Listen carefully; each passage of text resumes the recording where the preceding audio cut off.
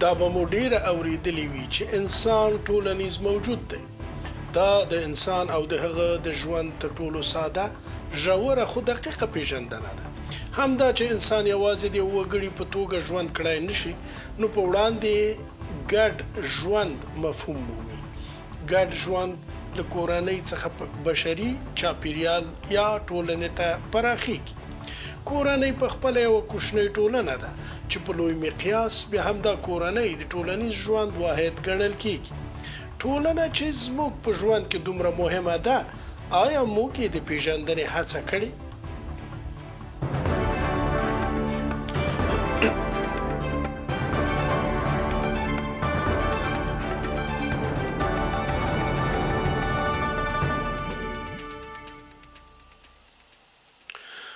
ما چې نظر وکړ په ذرات، په موجودات، ګول په جهان راغلم، ترې به ګول درومم هیهات. یو څادر ترمیان وي فهم پاتو سی لکاره، دا هومره کیسې، هومره ادراک د سماوات. هیڅ ولی نبی درست اسرار موندلی نه دي، لویه کارخانه ده که وګورې کائنات. او انسان د دغې لویې کارخانې یو کوچنی جز دی چې له نور انسانانو سره په ګډه د دغې کارخانې په اړه فکر کوي، بدلوي او د ځان په ګټه یې کاروي. د انسان ټولنیز ماهیت همدا دی. انسان وجود لري او بیا وروسته خپل ماهیت ټاکي. خپل ماهیت د ځان، ټولنې او طبیعت په تناظر کې ټاکي. د انسان ګډ ژوند ټولنیز ژوند. دغه قاعده رامنځته کړې ده چې دی به د یو وګړي او فرد په توګه هوسا نشي مګر دا چې خپل بشري چاپیریال هوسا نه کړي. په یو بېوزلې، وږې، ناروغه، نالوستې او محرومه ټولنه کې به آن یو پانګوال او موړ انسان هم خوښ او نیکمرغ نه وي. د انسان ژوند د هغه د چاپیریال او ټولنې په تناسب معنا مومي. نقل دی چې د یو بېوزله ښار په خټینو کوڅو کې د واکمن نازولی زوی څو کسه خدمتګارانو پر خپلو اوږو د روان تخت پر سر کېنولی روان کړی و. په خټو کې څو ماشومانو منډې وهلې او د ګامونو خټو یې د شاهزوی وریښمینې جامې ناولې کړې. نازولی شاهزوی وخښمېد او غوښتل یې ماشومانو ته جزا ورکړي. کوم هوښیار سپین ږیري ورته وویل: والا حضرته، ماشومان به تر هغو په خټو کې زغلي چې تر څو په کوڅو کې خټې شته.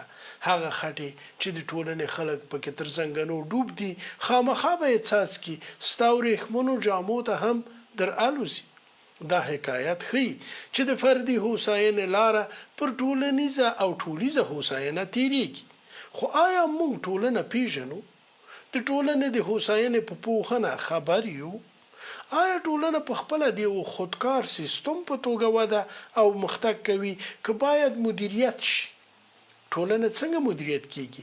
فرهنګ، پوهنه، اقتصاد، دولت جوړونه، احصایې، عمودي او افقي تعاملات، ټولپوهاوی او د ټولیزو افکارو پالنه څنګه کیږي؟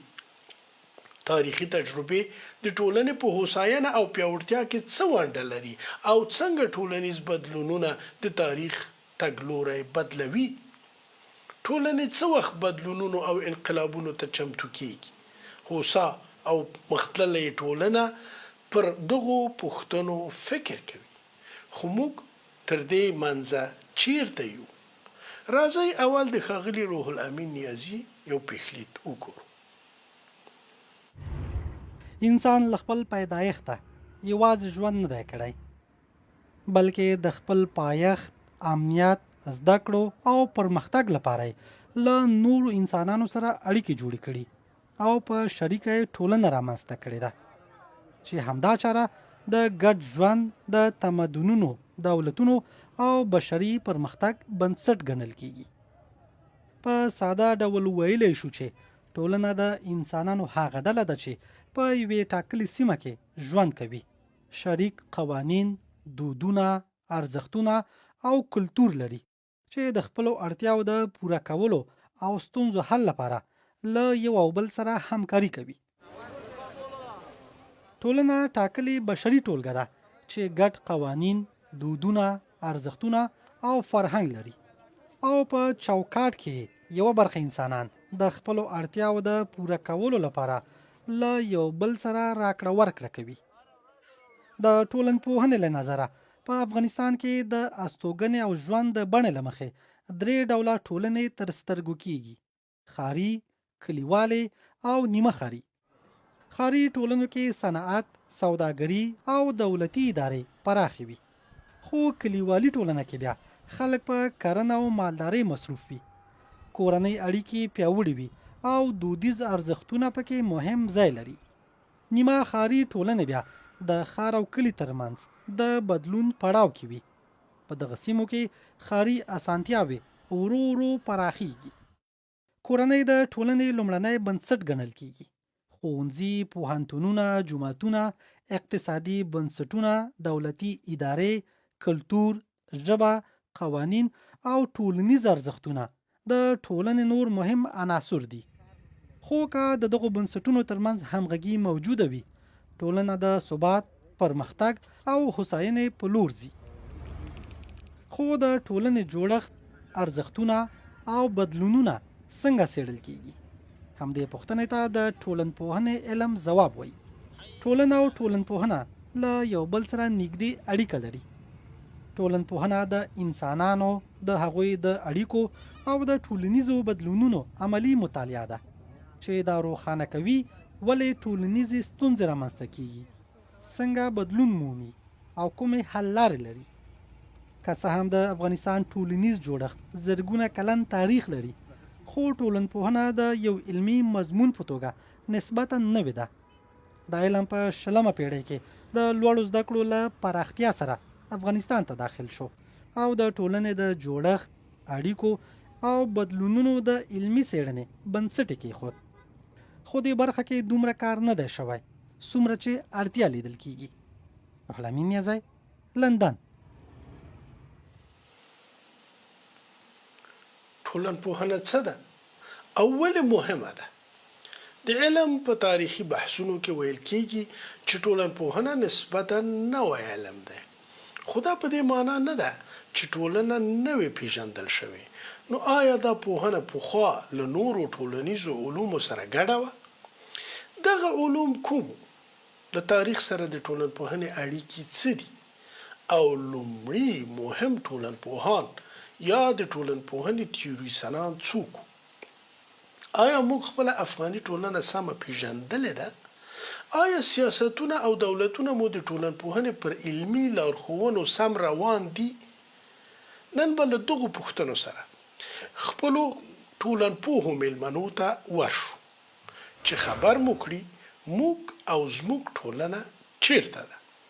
له موږ سره میلمانه دي د کابل پوهنتون د حقوقو او سیاسي علومو د پوهنځي پخوانی استاد پوهاند نصر الله ستانکزی او ټولنپوه د پوهنتون پخوانی استاد لیکوال او څیړونکی سپین روان نورزی. دواړو درنو میلمنو ته ښه راغلاست وایم. هر کله راشئ. پوښتنه به چون تخصصي ده او تعریف غواړي له ښاغلي نورزي څخه پیل کوم، او هغه دا چې ښاغلی نورزی تاسو دغه علم لوستی دی، تدریس کړی مو دی، لیکل مو پې کړي دي، عامو خلکو ته شاید دا یو لوکس مفهوم وي او فیشني مفهوم وي، پوهنتوني مفهوم وي.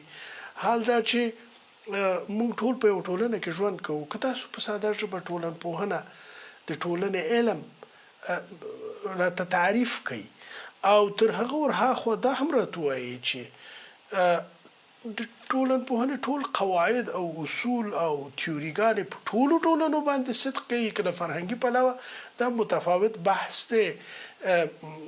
موږ د خپله ټولنه په کومو اصولو او تیوریګانو پیژندلی شو؟ مهرباني. بسم الله الرحمن الرحیم.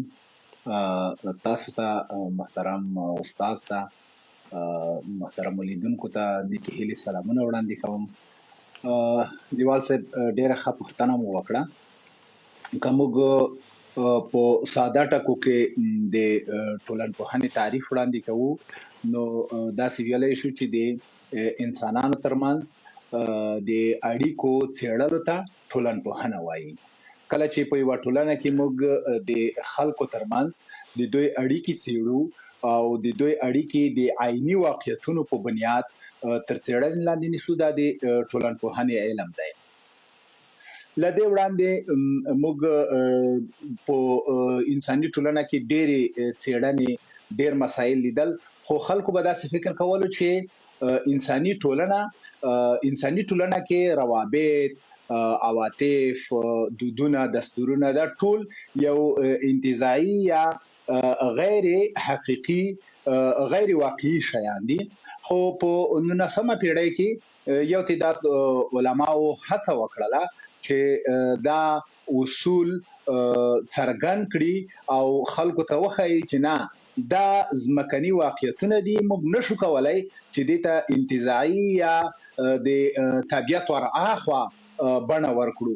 دا هر څه په طبیعت کې دي، دا د انسانانو د اړیکو په بنیاد صورت نیسي او دا همدا انسانان دي چې دې ته لوری او تفسیر ورکوي. نو په همدې اساس ډېرې څېړنې وشولې او لا هم دا څېړنې روانې دي په ټولنه کې چې څه ډول موږ کولی شو چې د انسانانو ترمنځ هغه عوامل وڅېړو چې هغه کله کله د ټولنې د نیکمرغۍ او کله کله د بدمرغۍ لامل ګرځي. کله چې د 19مې پیړۍ نه مخکې هم یو تعداد علماو دا هڅه کړې وه، په ځانګړي ډول د میلاد نه مخکې داسې ویل کېږي یو چینایي تاریخ پوه هغه هم یوه هڅه کړې وه چې تاریخ د واکمنو او د مشخصو افرادو په څیر پر ځای په جغرافیوي او ټولنیز لحاظ تر څېړنې لاندې ونیسي. خو هغه تقریبا تاریخي څېړنې وې. له هغې وروسته ابن خلدون ډېره هڅه وکړله چې هغه واکمنو ته دا وښایي چې ستاسو واکمني او ستاسو دا کوم شتون چې دی دا کوم الهي امر نه دی، بلکې دا یو ځمکنی امر دی.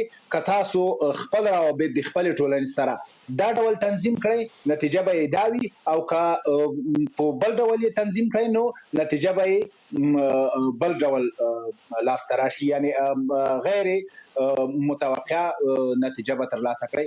له هغې وروسته په 19مه پیړۍ کې، د 19مې پیړۍ په اوایلو کې اګوست کونټ وتوانېدلو چې یو علم رامنځته کړي چې د هغې علم لپاره د په لومړي سر کې د ټولنیز فزیک نوم وکارولو، ځکه دا هڅه کوله چې ټولنیز مسایل د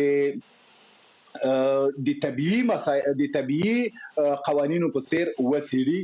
خو د کوم ملګری و د موضوع د هغې سره شریکه کړه چې هغه کله بیرته د ده نه ستون شولو، غالبا هغه د سویس و.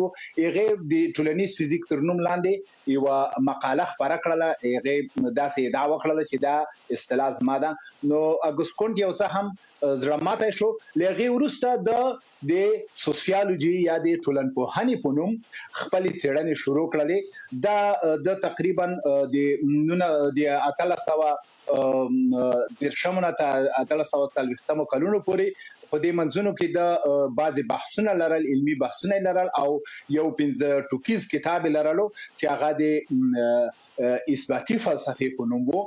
نو د دې اثباتي فلسفې په جریان کې په ځانګړي ډول په څلورم ټوک کې په دې اصطلاح باندې ډېر تاکید وکړلو او خلکو ته یې وښودله چې ټولنه څه ډول را شروع شوې ده، څه ډول د تکامل خواته درومي، او دا کوم عوامل دي چې ټولنه په دې چوکاټ کې تر دې ځایه رارسولې ده.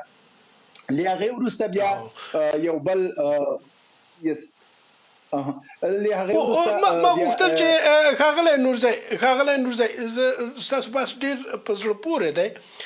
دغه تاریخي بهیر چې څنګه دا ټولنپوهنه پړاو په پړاو تر دې حده راورسېده، د دې لپاره بیا تاسو ته راځم. په دې منځ کې به یوه پوښتنه له استاد نه وکړم او دې بحث ته به دوام ورکوو. تاسو ته بیرته راګرځم. استاد ستانکزی، تاسو د حقوقو او سیاسي علومو متخصص یاستئ. ما چیرته لوستی وو چې اساساً حقوق او سیاست دا دواړه د وګړي او د ټولنې د وګړو ترمنځ د امغو تعاملاتو پر اساس شکل مومي چې ښاغلي نورزي ورته اشاره وکړه. ښاغلي نورزي په خپل تعریف کې ویل چې دا په حقیقت کې د فرد او د نورو ترمنځ د اړیکو څرنګوالي ته په ساده ژبه موږ ټولنپوهنه ویلی شو. له ډېر لرغونې زمانې څخه د ټولنې د ټولنیزو تعاملاتو په سطح او کچ او مقیاس باندې لومړني حقوقي بحثونه او سیاسي بحثونه څنګه شکل وموند؟ مننه لیوال صاحب، سلامونه وړاندې کوم تاسو ته، جناب استاد نورزي ته او درنو کتونکو ته. اساسا دا بحث به ډېر څه لږ اوږد وي، اما اساسا انسانان هر کله چې ټولنیز ژوند ته ورداخلېږي د خپل ژوندانه د تنظیم دپاره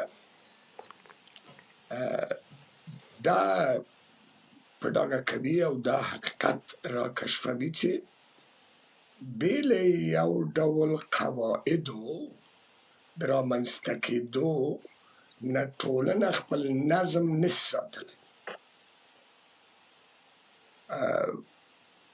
دلته انسانان کله کله ماوراء طبیعت ته توجه کوي او هلته په تقدیر او قسمت اعتقاد پیدا کوي، اما د دوی مادي ژوند د دې غوښتنه کوي چې باید یو سلسله قواعد رامنځته کړي. دا قواعد په حقیقت کې هغه ناملموس نالیکلي قواعد دي چې د دوی د ژوندانه په پایله کې رامنځته شوي دي.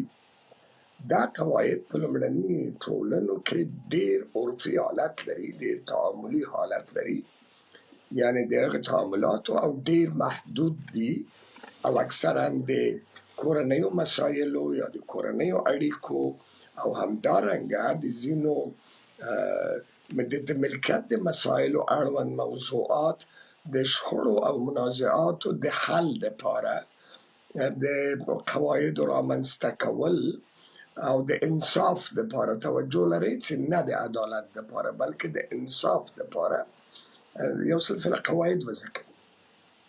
بالاخره سره له دې چې د دولت د رامنځته کېدو په اړه مختلف تیوریګانې وجود لري چې زموږ د بحث مسله نه ده، خو بالاخره انسانان دې نتیجې ته رارسېږي چې باید د قواعدو د ساتلو لپاره د دې په څنګ کې چې خپل ټولنیز فشار او ټولنیز تعاملات وجود لري یو بنسټ، یو جوړښت یا ساختار رامنځته کړي چې دا په خپله د دولت د لومړني بڼو له مسایلو نه رامطرح کېږي.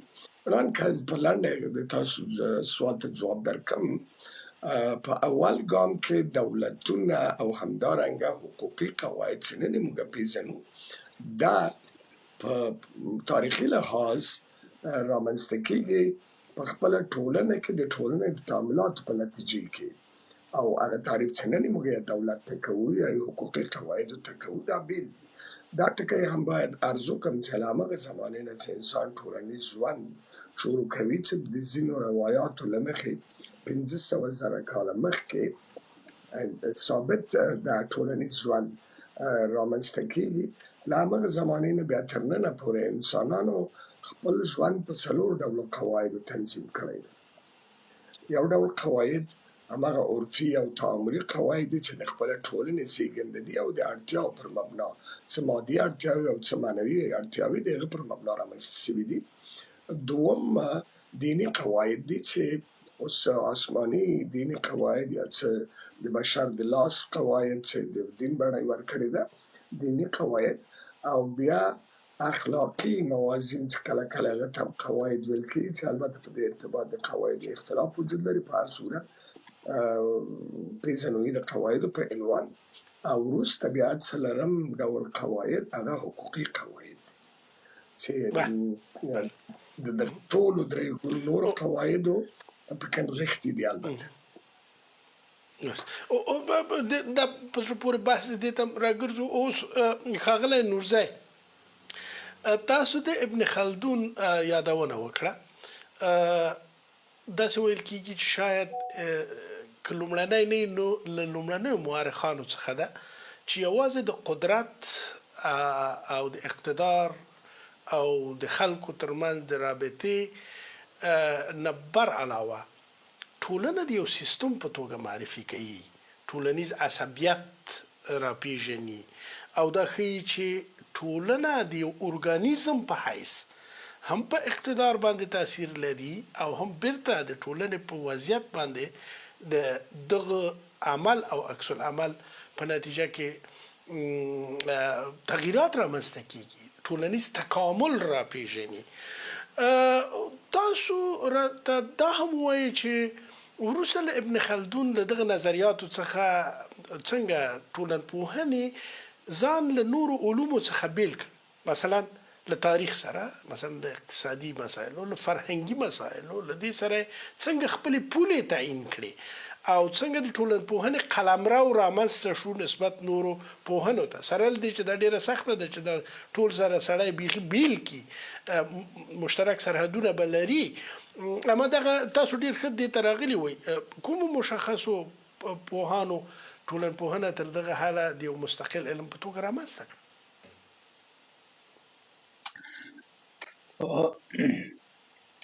محترم لیوال صاحب، دا لکه څه ډول چې ما مخکې اشاره وکړه ده چې په 19مه پیړۍ کې اګوست دا هڅه وکړه چې ټولنه په د آئینی واقعیتونو په بنیاد وسیلي.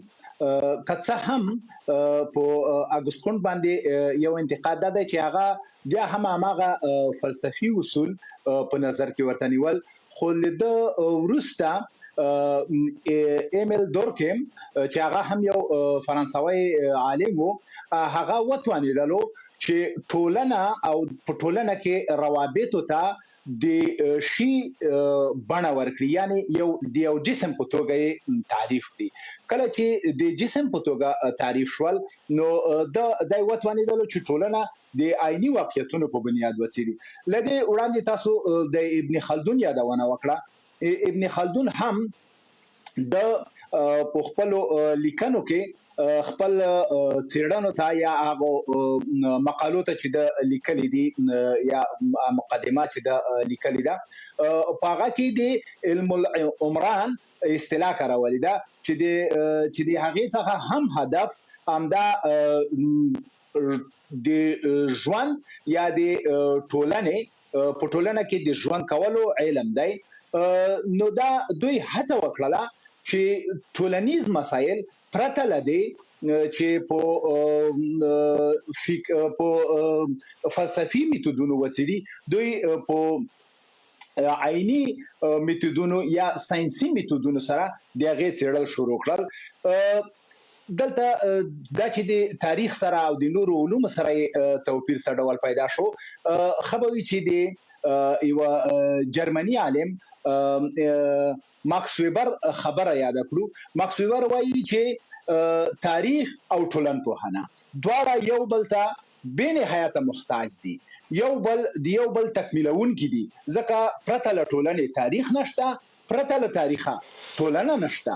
نو موږ نشو کولای چې تاریخ او ټولنه سره بیل کو، خو توپیر دا دی چې ټولنه په ټولنه کې ټولنپوهنه په ټولنه کې یو خدماتي علم دی، په ټولنه کې د حاضرو عصر ترمنځ اړیکې څېړي او خلکو ته وړاندې کوي ترڅو خلک د هغې په بنیاد خپل راتلونکی وټاکي او تاریخ د ټولنې پخواني وختونه د خلکو په حافظه کې ساتي.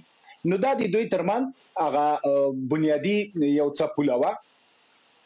له هغې وروسته ټول هغه څه چې په ټولنپوهنه کې کار کولو، هغوی په ټولنه کې د حاضرو مسایلو په اړه عیني واقعیتونه رابرسېره کړل او د هغې په بنیاد یې څېړنې شروع کړلې. دلته ده چې د ټولنې او د ټولنپوهنې او د نورو علومو ترمنځ فاصله پیدا شوله. له دې ورهاخوا موږ نشو کولای چې ټولنپوهنه پرته له نورو علومو یو تکمیل علم وبولو. د اګوست په خپلو تعریفونو کې وایي چې ټولنپوهنه د ساینسي علومو په سر کې ده، ځکه چې څېړنې موږ او تاسو په ډېر ساده ډول نه شروع کړي دي. د بیلګې په توګه که په ریاضي ته سر ورښکاره کړو، په ریاضي کې شاید لومړنی هغه بنیاد د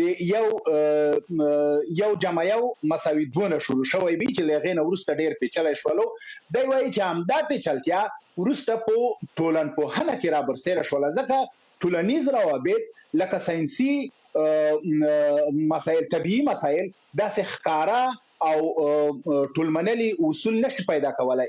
تاسو مخکې یوه پوښتنه ما نه وکړله چې غواړم چې هغې ته هم په دې ځای کې اشاره وکړم چې هره تیوري په هره ټولنه کې د تطبیق وړ ده که نه ده. دا هېڅکله امکان نه لري چې د ټولنپوهنې هره تیوري موږ او تاسو وکولی شو چې په یوه بله ټولنه کې تطبیق کړو او د هغې ته د تطبیق زمینه برابره کړو.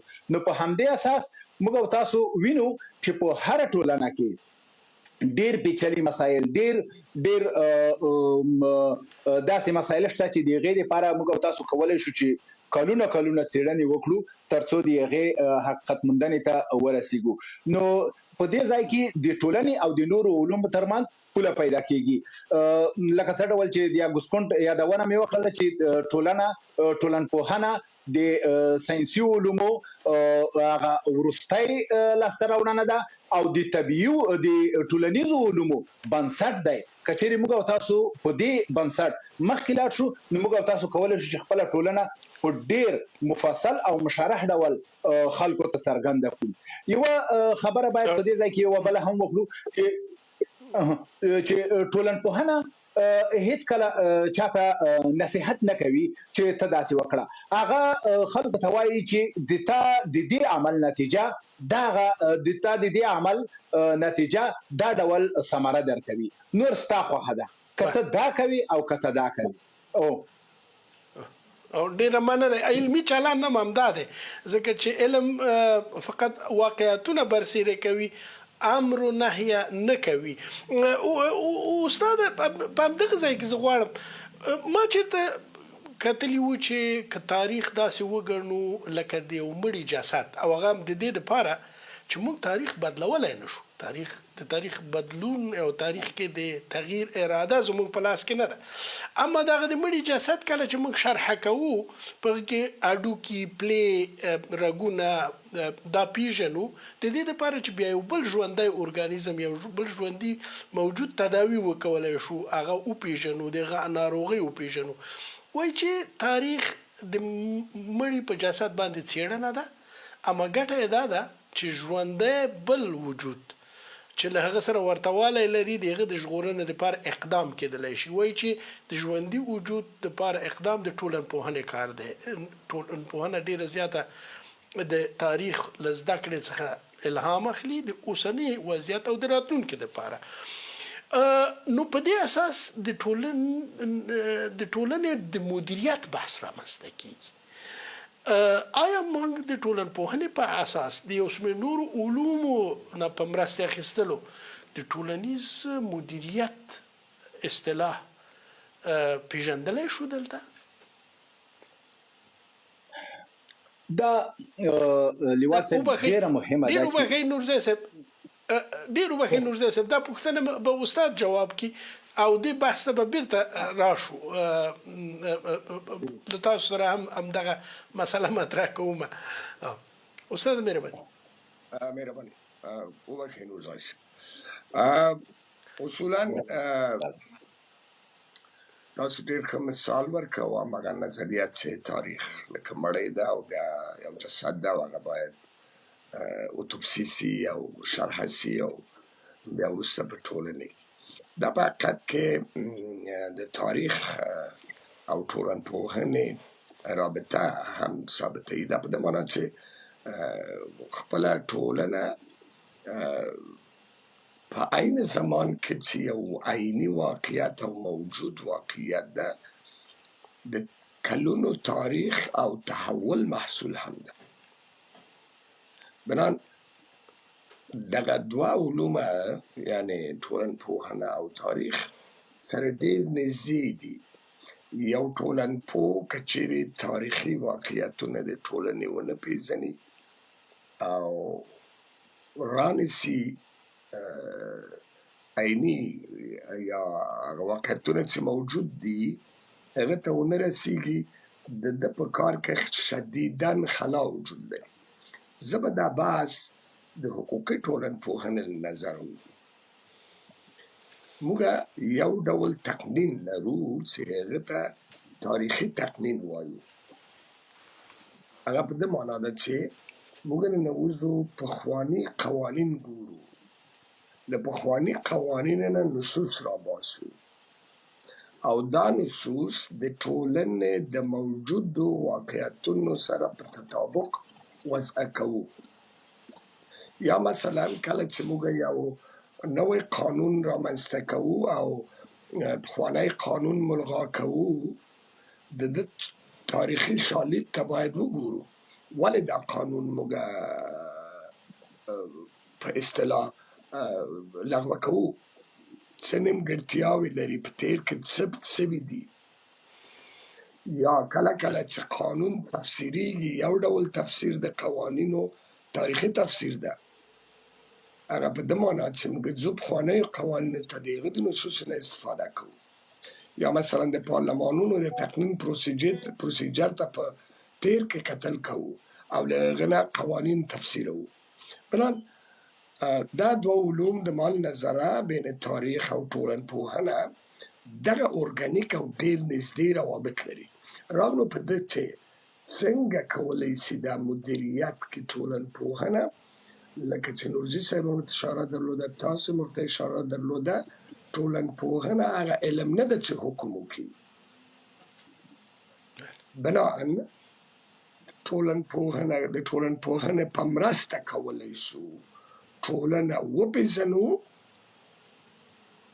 او د قواعدو د تطبیق یا د ژوندانه د اصولو د رعایت او د واقعیتونو د ښه تطبیق دپاره د ټولنپوهنې نه په مرسته پالیسیګانې وضع کړو او د دغه پالیسیګانو د تطبیق زمینه مساعده کړو او دغه ټول کله چې سره همغږي شي د دې دپاره یو مدیریت لازم ده چې دته کولی شي تاسو په اصطلاح د ټولنپوهنې مدیریت نوم ورکړئ. ډېره زیاته مننه. نورزی صاحب، اوس تاسو یو مخکې یو خبره وکړه چې بالکل داسې عامې تیوریانې نشته چې پر ټولو ټولنو د تطبیق وړ وي. دا په دې معنا چې ټولنې له ګڼو اړخونو نه ځانګړې دي. نو په دې اساس د مثلا افغاني ټولنه موږ وایو، په دې اساس به موږ د افغاني ټولنې د له پیژندلو سره سم د افغاني ټولنپوهنې اصطلاح هم وپیژنو. تاسو د دې ترڅنګ چې د خپل تیر بحث ادامې ته براشئ، په دې اړه به اوس ورو راشو د افغانستان ټولنې ته، د افغانستان د ټولنې پیژندنې ته یا افغان ټولن پیژندنې ته. د دې مشخصات بیا څه دي؟ ولې موږ وایو د افغان ټولنپوهنه؟ په دې کې فرهنګ مهم دی، زموږ اقتصاد مهم دی، زموږ تاریخ مهم دی، زموږ دستور، نور د دې لپاره اساسات څه دي؟ بله لیوال صاحب، په یوه ټولنه کې، په یوه مرفه ټولنه کې کله چې موږ او تاسو د مدیریت خبره کوو، نو دلته درې عناصر یا درې څانګې باید موږ او تاسو ډېرې ښې پېژندلې وي ترڅو وکولی شو چې موږ خپلې ټولنې ته نیکمرغي راوړو. لومړی دا ده، نو دا کې هم بعضې ډېر کله د علماو ترمنځ اختلافات موجود وي، خو زما خپله شخصي تجربه دا ده او زه فکر کوم چې په دې کې به نور خلک هم را سره همغږي وي چې هغه یو ټولنپوهنه ده، اقتصاد دی او سیاست دی. کله چې موږ او تاسو په ټولنه کې غواړو چې واکمن شو، دا زموږ او تاسو د سیاست برخه ده، خو د ټولنې د رفاه لپاره موږ او تاسو اقتصاد ته اړتیا لرو. دا دواړه موږ او تاسو کولی شو چې د ټولنپوهنې په مټ د ځان لپاره تشریح کړو او وکولی شو چې یوه مرافع او د آرامې ټولنې لپاره زمینه برابره کړو که موږ او تاسو خپل ټولنه نوی پیژندلی موږ او تاسو د خپل ټولنې نه یو څرګند تعریف ونه لرو موږ او تاسو نشو کولای چې الته په سم ډول خپل سیاستونه پلي کړو زه که یو مثال که اجازه وي یو مثال کې د خپل موضوع تشریح کوم موږ تاسو غواړو چې په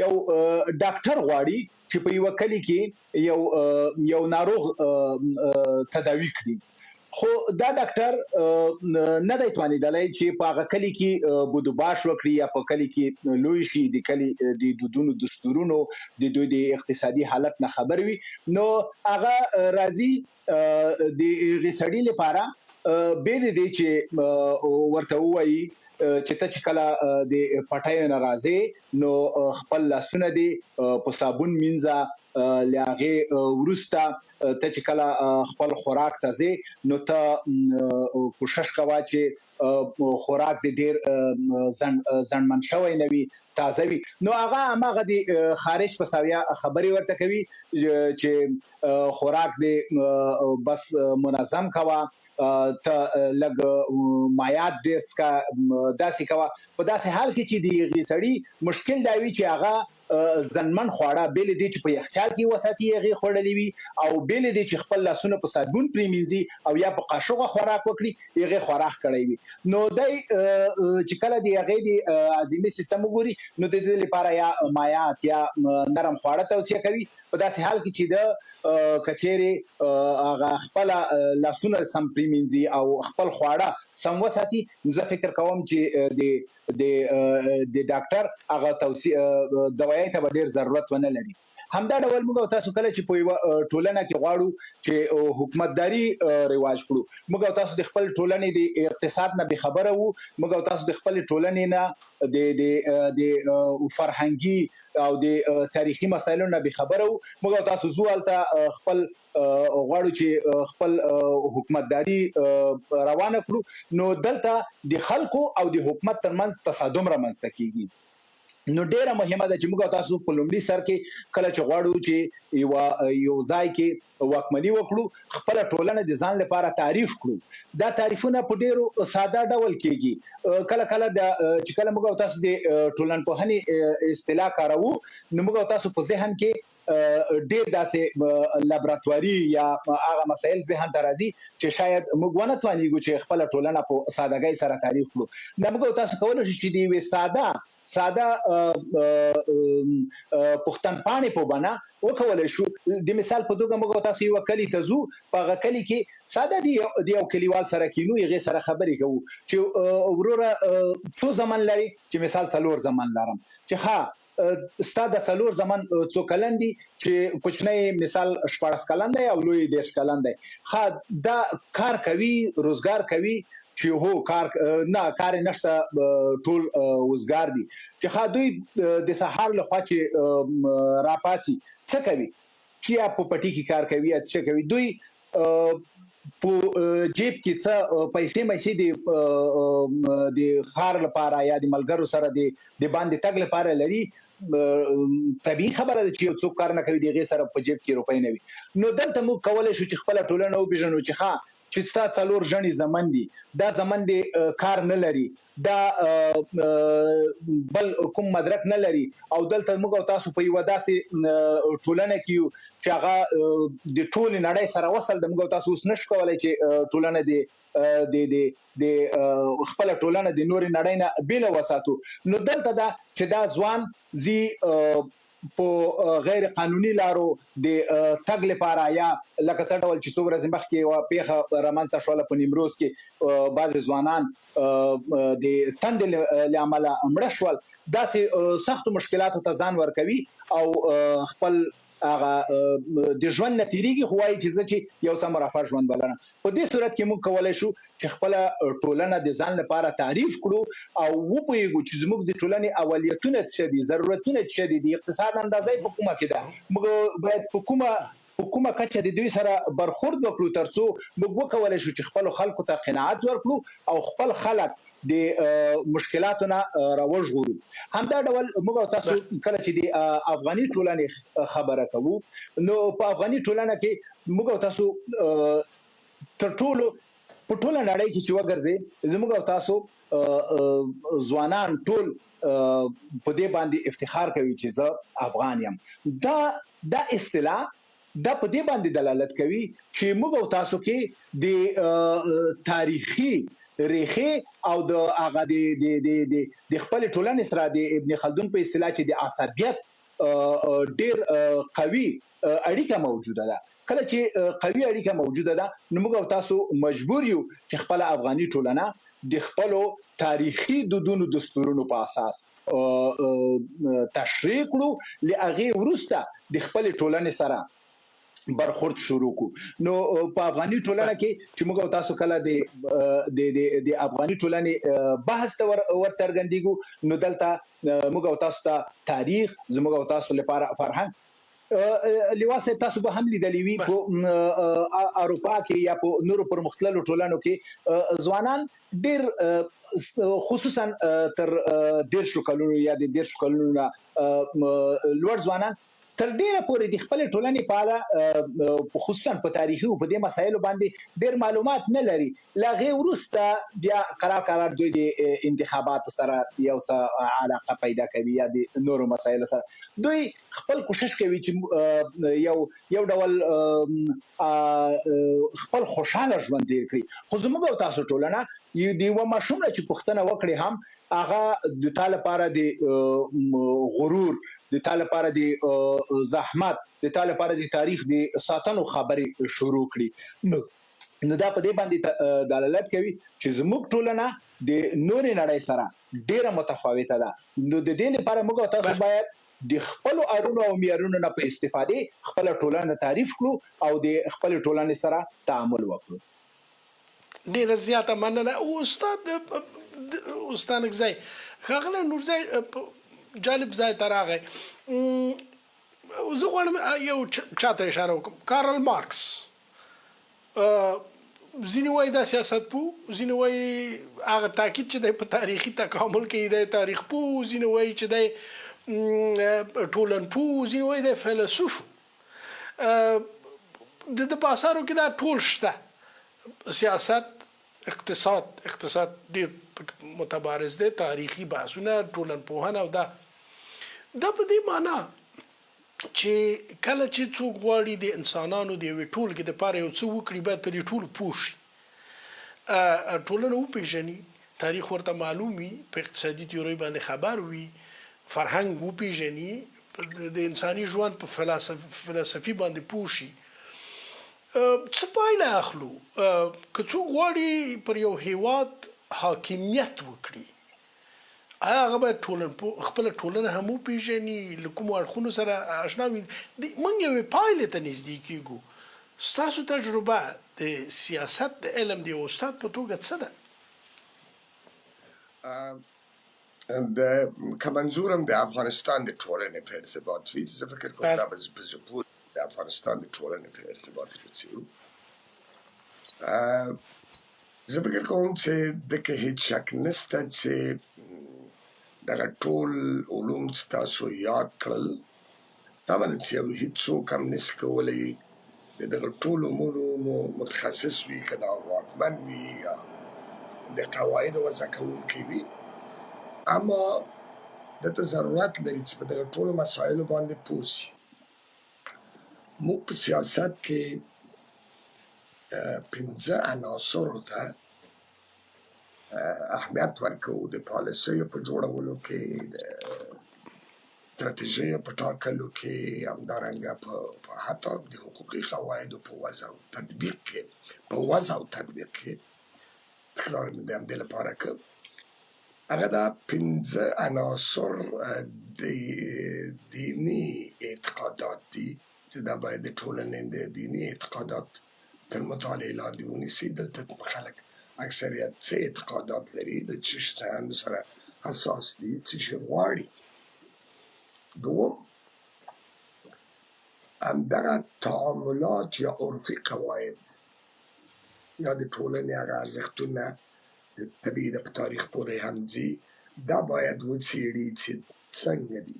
دریم عنصر اقتصادي عنصر ده، یعنې تاسو که یو پالیسي وضع کوئ یا قواعد وضع کوئ، شاید یو سیاستمدار ډېر وطن دوست سړی وي، ډېر وغواړي چې د خپلې ټولنې لپاره ډېرې ښه ارزوګانې ولري، اما د هیڅ متوجه نه ده چې د ټولنه وګړي دا په څه حالت کې دولت خپل عواید د کوم ځای نه لاسته راوړي او څنګه یې مصرفوي.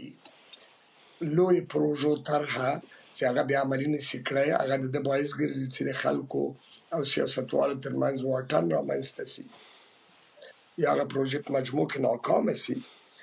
څلورم عنصر چې باید پکې نظر کې ونیسي هغه د ټولنپوهنې عنصر ده. سیاستمدار ته دا لازمه ده چې ټولنه باید وپېژني، ټولنې ته باید توجه وکړي او د همدې لپاره ده چې موږ یو ځانګړې رشته پر د ټولنپوهنې لرو یا دوه ځانګړې رشتې لرو چې هغه حتما باید د سیاستوال که خپله یې نه یې مطالعه کړي باید له نورو نه کومک واخلي. هغه یو سیاسي ټولنپوهنه ده او بل حقوقي ټولنپوهنه چې دا مستقل مضامین دي، یعنې یو ملټي ډیسپلین یا مختلط سیاسي مثلا ټولنپوهنې علم سره مختلط شوي دي. او پنځم عنصر حتی هغه جغرافیوي عنصر ده چې په هغې کې زمان او مکان باید په نظر کې ونیول شي. د افغانستان په ټولنه په ارتباط د سیاستوالو په ارتباط او حتی په قانونګذارۍ کې چې دلته زموږ وخت به دومره ډېر نه وي، زه ډېر نه په ورځم، موږ څو مشکلات درلودلي دي. اول لکه تاسو یا تاسو د ملګري په راپور کې چې راغلل، په افغانستان کې د ټولنپوهنې لپاره تر هغه ځایه پورې چې زه معلومات لرم ډېر زیات تحقیقات متاسفانه ونه سول او یو علت یې هماغه 50 کلن بحران چې په افغانستان کې ده. دوم مسئله دا ده چې افغانستان ګورې یو کثیر القومي هېواد ده. کله چې تاسو ځئ په دې ټولنه کې ورداخلېږئ، یو شی په یو ځای کې ډېر ساده دی او بل ځای کې ډېر زیات سخت نیول سوي دي. بله مسئله هغه د ژوندانه چې هغه اقتصادي عنصر فکتور هم پکې راځي، د ښاري، د نیمه ښاري او کلیوالي ژوند ترمنځ ډېر واټن وجود لري لا تراوسه هم.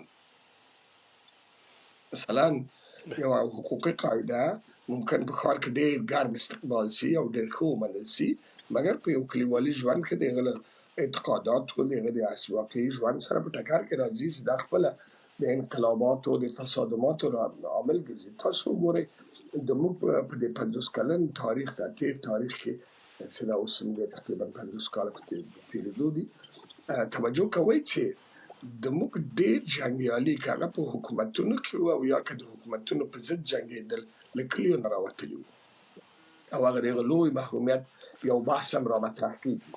او بل استاد زما بله پوښتنه بیا همدغه وه که تاسو هماغه زه نه پوهېږم چې دا وخت څنګه مدیریت کو، تاسو ډېرې مهمې برخې ته راغلی. ما غوښتل چې په همدې برخې کې اول نظر د ښاغلي استاد نورزي هم واورم او بیا ستاسو هم. موږ څو دقیقې لرو. ښایي که تاسو د کلیوالو او ښاري ټولنې ترمنځ تفاوت خپل په اړه خپلې خبرې راونغاړئ، همدا پوښتنه به بیا نورزي صاحب ته م واروړم. مهرباني. سمه ده، زه به خپلو خبرو ته ادامه ورکوم، بیا دې نقطې ته ورته راسم. او بالاخره تاسو توجه لرئ لکه چې نوري صاحب وویلې، تاسو په خپلو خبرو کې ورته اشاره درلوده، هره ټولنه ځان ته، هر هېواد ځان ته، حتی هره سیمه ځان ته، حتی هر کلی ځان ته ځانګړي خصوصیات لري. موږ کله کله د موږ روشنفکرانو په اصطلاح یا لوستو کسانو چې قدرت ته راغلل، دوی د خپلو ایډیولوژیګانو پر مبنا ټولنه مطالعه کوله او د ایډیولوژۍ په صدور سره د ټولنې واقعیتونو سره په ټکر کې راتلل. مثلا موږ مخکې د اقتصاد نه بحث کوو. په 1350 کال کې کله چې تحولات راغل، د ثور کودتا یا د ځینو په عبارت د ثور انقلاب راغی، نو په دوه ټکو باندې په دې شپږو اتو فرمانونو کې ترکیز وشو. توجه لرئ، د ځمکو او ملکیت او په کورنۍ چارو کې اومه ګڼه فرمان د وادو مهر او د خبرو بله توجه لرئ. ولې د مارکسیزم لینینیزم د ټولنپوهنې له نظره تاسو باید اقتصاد بنسټ وګڼئ، له هغې نه تحول راوړئ. بله توجه لرئ. اما هغه تیوري په یو سرمایه‌داره ټولنه کې مطرح شوې، نه په افغانستان غوندې یوه ټولنه چې بحرانات تر اوسه پورې موږ ته رارسېږي، چې بېل بحث. په هر صورت زه فکر کوم چې یوه لویه ستونزه د موږ دا وه چې د موږ د کلیوالي ژوند او ښاري ژوند او نیمه ښاري ژوند ترمنځ ډېر واټن و. حتی تر ننه هم شته. حتی که یو کلیوالي سړی راته ډېر زیات ښاري کېده هم لکه ما غوندې، نو هغه به ډېر ښاري نه و. ولې هغه ارزښتونه یې لا ورسره و یا روابط درلودل. دغه ټول د پام کې درلودلو سره زه فکر کوم چې د موږ د ټولنې په ټولنپوهنه کې ډېرې خلاوې وجود وي. د موږ سیاستوالو خپله ټولنه واقعا په دقت سره مطالعه کړې نه وه. د استقلال نه نیولې بیا تر دا اوسه پورې او ښایي د همدې دپاره مو ګڼ شمېر سیاستونه ناکام وو. موږ یوازې 3 دقیقې لرو. استاده ډېره بښنه غواړم. نورزی صاحب استاد ډېرې ښې برخې ته راغی. نورزی صاحب موږ یوازې 3 دقیقې لرو. که تاسو لنډ دا جواب راکړئ. د کلي موږ په یو شتمه ټولنه کې یو او دا قاعده ده چې ښارونه سیاستونه ټاکي، اما دا هېڅکله په دې معنا نه ده چې کلي په دې کې ونډه نه لري. زموږ د کلیوالې ټولنپوهنې او ښاري ټولنپوهنې ترمنځ یو دا حلقه ماته ده. ذهنیت کلیوال حاکم دی او 21مه پیړۍ د ښارونو پیړۍ ده. په دغه اړه تاسو مشخص نظر لنډ لطفا. بله زه خپله چې څومره د خپله ټولنه ګورم، زموږ او تاسو رښتیا دی چې موږ او تاسو ښارونه لرو، خو ټولنې مو ښاري شوي نه دي. هغه روابط پکې نه دي مراعات شوي. موږ او تاسو لا هم په یوه تقریبا کلیوالي ته ورته ټولنه لرو. کلیوالي ټولنې خو په کامل ډول هغه لکه څه ډول چې ابن خلدون وایي چې کلیوالي ژوند اصیل ژوند دی، ځکه دا بنیاد دی، د دې نه شروع کېږي. نو موږ او تاسو تر اوسه پورې په هماغه اصیل ژوند کې یو. په هغه کې مو هېڅ لاسوهنه نه ده کړې. ټول دودونه دستورونه، خصوصا چې زر کومو ولایتونو موږ د جنوب ختیځ دا ولایتونه چې تاسو وګورئ هماغه په خپل حال کې دي. خو موږ او تاسو په ښارونو کې هم تر اوسه پورې هماغه د بیا هم د ابن خلدون په خبره عصبیت پالو. موږ یو استاد په ډېرې بخښنې سره چې په مثال کې زه وړاندې کړم، هغې به کابل په قومونو ویشلو چې دې خواته دا قومونه دي، دې خواته دا قومونه دي، دې خواته دا قومونه دي. یوه ورځ ما ورسره خبرې کوي چې استاده موږ تاسو کابل په قومونو ویشلی شو که کابل په ناحیو وویشو، په دې کې بېلابېل خلک موجود دي. ولې موږ او تاسو دا هغه وایي چې تا خبره سمه ده، خو موږ او تاسو دغه ټولنه داسې ده چې هر سړی ځي د بېلګې په توګه د جنوبي خلک زړه نه ښه کوي. ښاغلی نورزی زه ډېر خواشینی یم چې ډېر خوږ بحث، ډېر ضروري بحث داسې وخت ته راورسېده چې زموږ خپرونې ته یوازې څو ثانیې پاتې دي. ستاسو دواړو له حضور نه مننه کوم. دې بحث به په نورو خپرونو کې دوام ورکوو. زموږ دغه فرهنګي سپړنه همدومره وه. تر بلې خپرونې پورې تاسې قدرمن میلمانه او تاسې درانه ګډون کوونکي او لیدونکي په خدای سپارم. الله مو مل شه.